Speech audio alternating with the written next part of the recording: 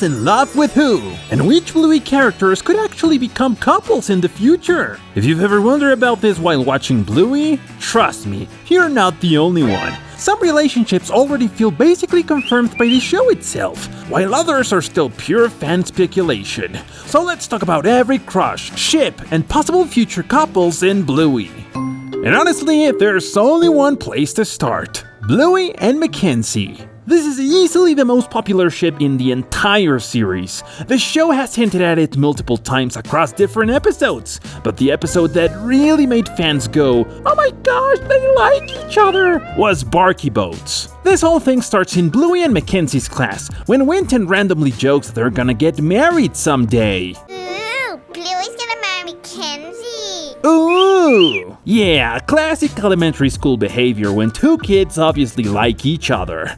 But things get even more interesting after that. Bluey and Mackenzie end up spending time with the older kids, Mia and Captain. But the second Mia stops to talk to Captain, Bluey instantly sticks her tongue out at Mackenzie, and Mackenzie immediately does it back. Yeah, nah. These two are not beating the allegations. It honestly feels super obvious that Bluey and Mackenzie like each other, but they're both trying to act weird so nobody notices.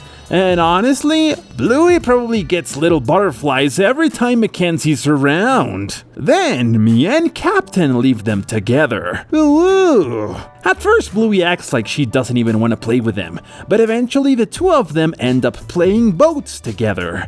So, without even realizing it, they basically went on their first date. And they were having such a good time together that they completely forget about everyone else for a while. Then later, after the two of them wander off together doing whatever little adventure they were doing, Bluey and Mackenzie finally have to leave. But before they go, Bluey gives Mackenzie a huge hug.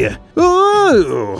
Yeah, these two were absolutely blushing inside. But here's the really interesting part that a lot of people completely missed. It almost feels like Calypso secretly predicted their future relationship. Because when Bluey and Mackenzie feel sad after the older kids leave, Calypso tells them a story about two 6-year-old friends who slowly become closer and closer over time, until eventually they fall in love and kiss. So, could this actually be Bluey and Mackenzie's future? Both of them are 6 years old, and let's be honest, Calypso already acts like some kind of fortune-telling wizard anyway. But honestly, Bluey was probably in love with Mackenzie way earlier than most people realized. Because if you really think about it, the very first time we ever saw Mackenzie was inside of one of Bluey's dreams. And yeah, dreams can be weird sometimes, but it honestly feels like Bluey's subconscious was trying to tell her something. I mean, seriously, she literally flew all the way to Mackenzie's house during her little dream adventure while he was sleeping. If that's not a childhood crush, then what is it? And just think about this. Why didn't she go visit poor little Winton? Or Judo, who's supposedly her best friend and literally lives right next door? Nope. Instead, she flew all the way over to visit Sleeping Beauty himself. And throughout Season 1, there are so many moments where Bluey and Mackenzie argue with each other, but somehow always end up getting along again almost immediately. Plus, Mackenzie clearly loves playing with Bluey.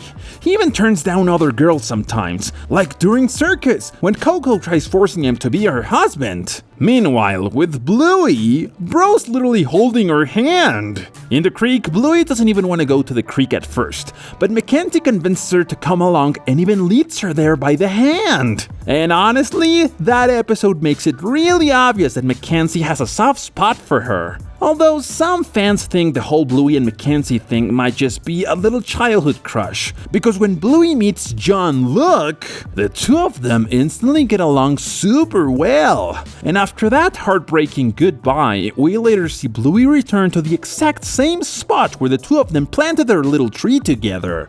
And that's where she meets John Luke again. Now, at first, this might not seem important, but if you really think about it, Bluey is completely alone in that scene, which probably means she still doesn't have a boyfriend yet. And when you compare it to the adult characters in the show, it gets even more interesting. Bandit is always with Chili, Stripe is always with Trixie, pretty much every adult in Bluey is shown together with her partner. So maybe this older version of Bluey eventually ended up reconnecting with her French-Canadian friend after all. But what do you think? Should Bluey end up with Mackenzie or John Luke? I mean, I think her child is giving us the obvious answer. Now, speaking of couples that are definitely gonna end up kissing someday, we need to talk about Indy and Rusty. These two have basically been preparing to become a married couple since they were 6 years old. They've literally already practiced playing wife and husband together. In Early Baby, that's pretty much the first time Indy realizes she likes Rusty, and after that, she never really wants to leave his side. And Moms and Dads makes things even more obvious.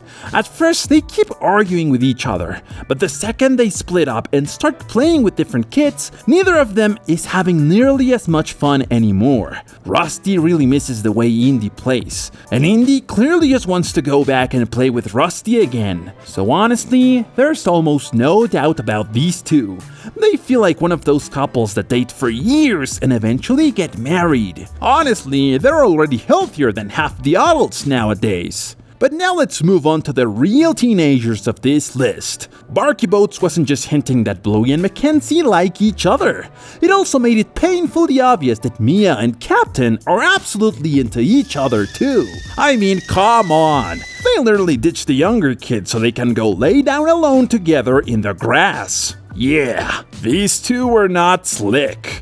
And honestly, it makes perfect sense. They're both in that awkward teenage age where suddenly you want to spend all your time around one specific person. And it's not just Captain either. Mia is constantly finding excuses to stay close to him too. At this point, we really don't need more episodes to realize these two are probably ending up together. But what do you guys think? Was it just a little childhood moment? Or was Barky Boats secretly setting up an actual future couple?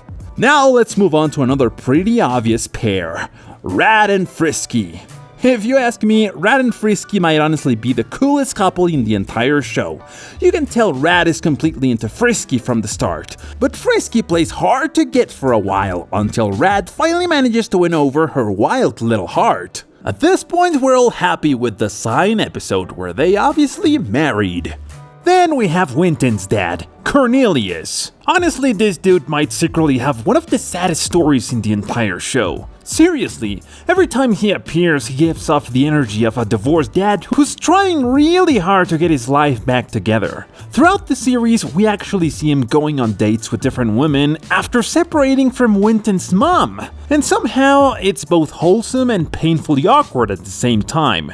But apparently things may have finally worked out for him, because lately the show has been hinting that he could actually be dating the Terrier's mom now, which honestly makes perfect sense. The Terriers already get along super well with Winton, and the adults also seem weirdly comfortable around each other already.